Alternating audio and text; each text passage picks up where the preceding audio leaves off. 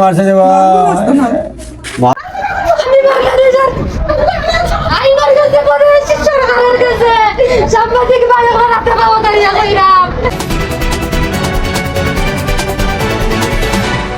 আমার ভাই, আমি সবর বড়, আমার পরিবারও, আমার ভাই, আমার আম্মা নাই ক্যান্সারে মারা গেছে।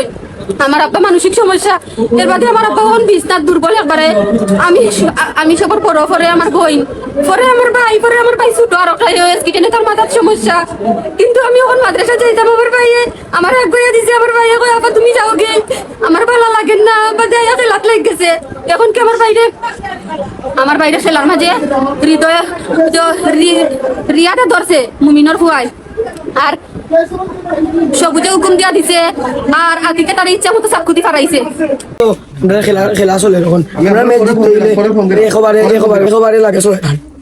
তারা 3টা বল করছে জুড়ে যেমনি দেখে তারা আরে দিব ম্যাচ, তারা জুড়ে বল করা শুরু করছে। জুড়ে বল করতে তারা উঠে হয়েছে 9 বল কইতে এই নে বল তুলতে হয়েছে আর বইয়া তৈয়া বলতে বইতা শুন বইয়া তাই কইরা যে ইটা ম্যাচ জিতই তো নাই ওটা বইরা তাই এবার তো তারা কইছে আমরা ম্যাচ জিত দেওয়া লাগবে, আমরা তোমরা বল করো নতুন করি মানুষ না করে তাই বইতা শুন বইয়া কইছে ম্যাচ জিত দিতা না জো করতা না এসে তো তর্কাতর্কি লাগছেন আর দেখতে চাই দিলে তর্কাতর্কি লাগছে না, তর্কাতর্কি লাগছে তাই এক দুজন তর্কাতর্কি করে মাঝে ইয়াদ তাই লাভ ধরেছে আর তাই গোলা ধরে দেন তো ওদিকে আবার ইয়া দেখে ফাল দিকে গোলা ধরে তাই ফালাইছে এই নিয়ে ফালাইছে কে ফালাইছে আচ্ছা যাকনি চেষ্টা করতেন যারা তাইরা এরা তাই খালি ওটা বলে এখন ধরে হেসা করতেছ না মারতে এন্ডে আতো একটা মারছিল না 3টা মারছিল কত বড় সাকু আছে তো এটা কি তার সাথে আসিল খেলা প্রথমে আছে তোমরা জানো মানে কার লাগে যে অস্ত্র আছে খেলা অস্ত্র আসিল সে খেলা তো দিলেছিল তাই লগে আসিল না খেলা তুলছিল তোমরা তার লগে খেলা ওখানে যে অস্ত্র লইয়া মাঠে আইলো মাইগর বাতরা কেউ জানেন নি এটা লইয়া তাই বুঝলেন এই বাকি সবে খেলবে প্রত্যেকদিনও খেলেন মাইগর আজকে আগে যে আরো খেলাধুলা হইছিল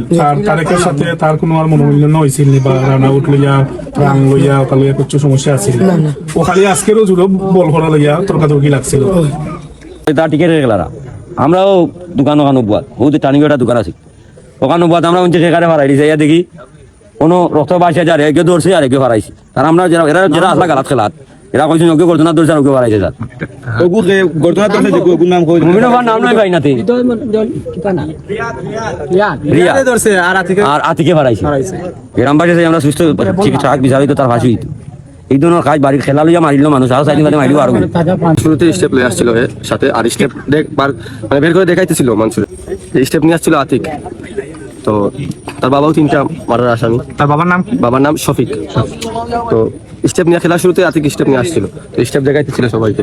তো ঘুরে ঘুরে যে আজকে যে মানে তার মাথাতে রক্ত উঠে গেছিল, তো আজকে বলতেছিল না নেশা টেশা করে না তো স্টেপ দেখাইতেছিল আজকে সবাইকে যে কথা বলবে তাকে আজকে মারবো সে। তো মানে এটা খেলা শুরুতে সে মানুষকে হুমকি দিয়েছিল না, খেলা শুরুতে না, লাস্টে যে বললো না লাস্টে একবারে 6 রান লাগে।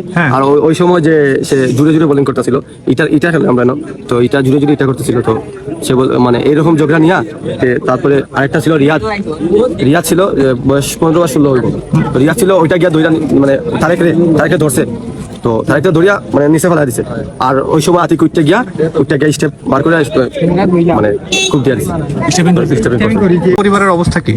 অবস্থা অনেক খারাপ, বাবা তো মানসিক ভারসাম্য আর উপযুক্ত বোন 2টা বিয়ের বাকি এখনো। পরিবারে মানে ইনকাম সোর্স নাই বলতে গেলে ওদের। মেয়ের যে ছেলে তার ভাই একটা আছে, তার দোকান আছে রাজনগরে পানের ব্যবসা করে, পান দোকান। আর তার ভাইয়ের আরেকটা আছে দোকান, ভুসিমালের দোকান বলতে পারে।